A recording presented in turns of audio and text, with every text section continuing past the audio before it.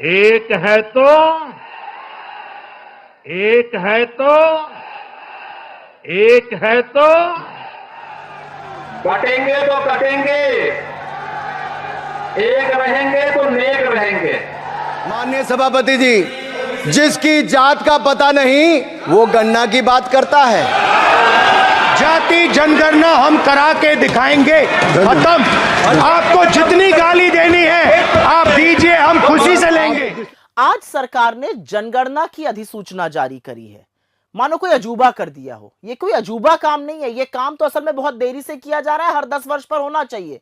संविधान के 7वें शेड्यूल के मुताबिक जनगणना कराने की जिम्मेदारी केंद्र सरकार की होती है। लेकिन दिक्कत तलब बात यह है कि इस अधिसूचना में, इस नोटिफिकेशन में जातिगत जनगणना का कोई जिक्र नहीं है, जबकि 30 अप्रैल को मोदी सरकार ने कहा था कि जातिगत जनगणना होगी। अब क्योंकि इस सरकार की कथनी और करनी में बहुत अंतर है, तो लोग विश्वास नहीं कर पा रहे हैं कि पता नहीं ये पलटी ना मार लें। क्योंकि एक बात यह भी सच है कि बीजेपी हो या आरएसएस हो, वो वस्तुतः जातिगत जनगणना के खिलाफ ही हैं। चाहे दलित हो, पिछड़े हो, आदिवासी हो, उनको उनका हक मिल जाए, उनके साथ सामाजिक न्याय हो जाए, इससे लोगों को बड़ी दिक्कत रहती है, इससे बड़े असहज रहते हैं। इनका इतिहास गवाह है। 1949 में ये संविधान की प्रतियां जलाते थे, बाबा साहब की तस्वीरें फूंकते थे।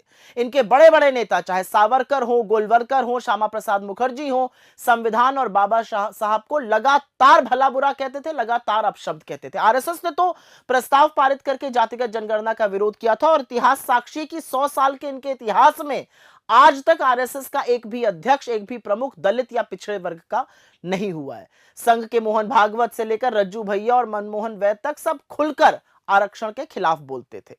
7 अगस्त 1990 विश्वनाथ प्रताप सिंह की सरकार ने जब मंडल कमीशन लागू किया, तो बीजेपी ने अपना सपोर्ट, अपना समर्थन वापस ले लिया था। 1994 से 2000 के बीच तत्कालीन संघ प्रमुख राजेंद्र सिंह, जिनको रज्जू भैया कहा जाता था, वो लगातार आरक्षण हटाने की मांग करते थे। 2010 में जब कांग्रेस ने सदन में जातिगत जनगणना का प्रस्ताव रखा, तब बीजेपी के मुरली मनोहर जोशी ने उसका पुरजोर विरोध किया था।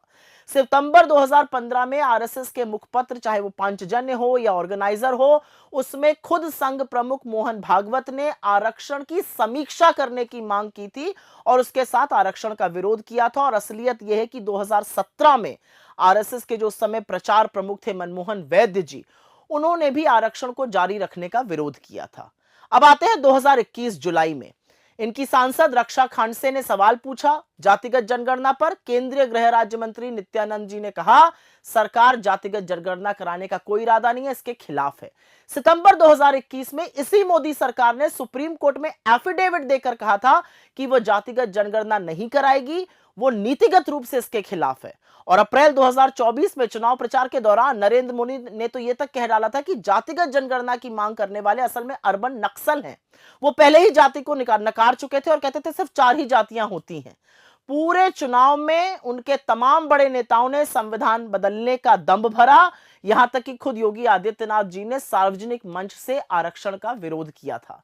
लेकिन राहुल गांधी जातिगत जनगणना की अपनी मांग पर टिके रहे और अंततोगत्वा उन्होंने सरकार को नाक रगड़कर जातिगत जनगणना करने के लिए मजबूर किया।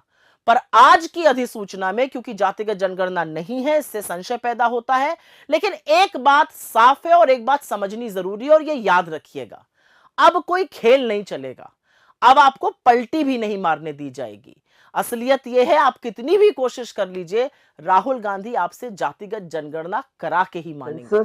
भारत में बहुत पहले से हो रहा है और जितने बड़े मुल्क हैं दुनिया में, उसमें भारत ऐसा देश है जहां पर बहुत अनुभव, बहुत संसाधन और बहुत समझदारी से इस देश में अलग अलग सरकारों ने सेंसस कराया है। लेकिन आप सरकार की नीयत देखिए, जहां पे 8 से 10 हजार करोड़ रुपया खर्च होता है सेंसस करने के लिए, वहां सरकार ने 570 करोड़ रुपए आवंटित किए हैं बजट में।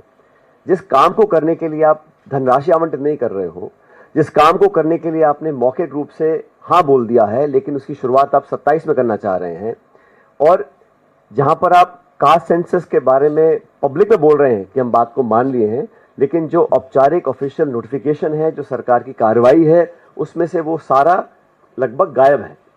तो हमारी मांग ये है कि सरकार ने बेवजह इतने दिन तक इसको टरकाया, और जब कांग्रेस और राहुल जी और पूरी पार्टी ने कहा कि हमको बहुत जरूरी है और देश में एक जागरूकता आ गई थी कि लोग चाहते थे कि पता पड़े कि कौन कैसे रह रहा है। और मैं दोबारा बोलना चाहता हूं, जाति जनगणना का मतलब यह नहीं है कि हम सिर्फ व्यक्ति की कास्ट जानना चाहते हैं। इसका तात्पर्य यह है कि वो लोग, वो समुदाय देश में किन हालात में आज रह रहे हैं। जब तक हमें वो आंकड़े पता नहीं पड़ेंगे कि कौन कितना पढ़ा लिखा है, सरकारी नौकरी कितनी मिली है, कितना कमाई कर रहे हैं, कितना लाभ उनको मिल रहा है, क्या स्कीम सरकार के वहाँ पहुँच रही है कि नहीं पहुँच रही है, इस विषय में जो सबसे बेहतरीन काम हुआ है वो तेलंगाना सरकार ने किया है। तेलंगाना सरकार का जो सेंसस है वो बहुत समझदारी से किया गया है, विशेषज्ञों को उसमें ज्वाइन कराया गया है, और सरकार ने किसी अधिकारी ने बैठ के नहीं किया है।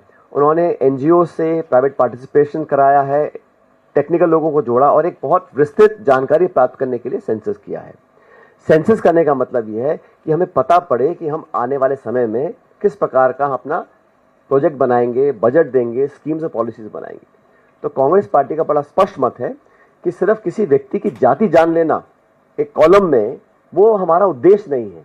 उद्देश्य यह है कि कैसे समाज का वो तबका जो पिछड़ा रहा आर्थिक रूप से, शैक्षिक रूप से, उन लोगों को मुख्य धारा में लाने के लिए हम लोग क्या कर सकते हैं।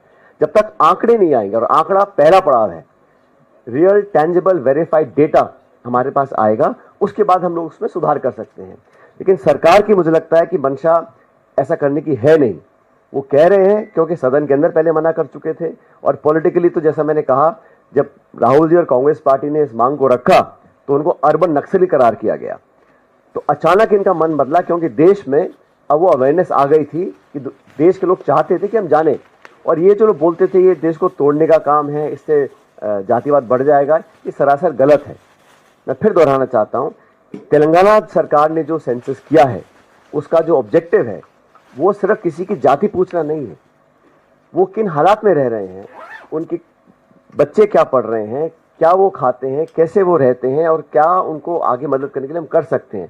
तो मोटा मोटा ये हमारा मुझे उद्देश्य खुशी है इस बात की कि आज जो सेंसस के बारे में कहा गया कि टेक्नोलॉजी और तमाम सुविधाओं के साथ और नए तरह की जो टेक्नोलॉजी उसका इस्तेमाल कर करके 9 महीने में कास्ट सेंसस हो जाएगा। मुझे याद है हम लोग हमेशा ये कहते थे कि समाजवादी सरकार बनेगी तो 3 महीने के अंदर हम लोग जनगणना करा करके दिखा देंगे। इसीलिए जिस समय सेंसस की तारीखें आई तो हम लोगों ने कहा कि अब सेंसस होगा पीडीए सरकार में। तो इसलिए जनता को सावधान रहना पड़ेगा कि भारतीय जनता पार्टी हर आंकड़े से खिलवाड़ करती है। जो लोग मरने के आंकड़े से खिलवाड़ कर सकते हैं, और सोचिए अपनी पुलिस भेज करके 5-5 लाख रुपए दिए, इससे ज्यादा शर्मनाक बात और क्या हो सकती है। और फिर एक मुख्यमंत्री जो खुद अपने आप को योगी कहते हैं, वो झूठ बोल रहे हूं, मरने के आंकड़ों पर झूठ बोल रहे हूं। कम से कम सरकार को अपनी सफाई पेश करनी चाहिए। जब इतना बड़ा खुलासा हुआ है तो सच्चाई कुछ और भी होगी जो सरकार छिपा रही है।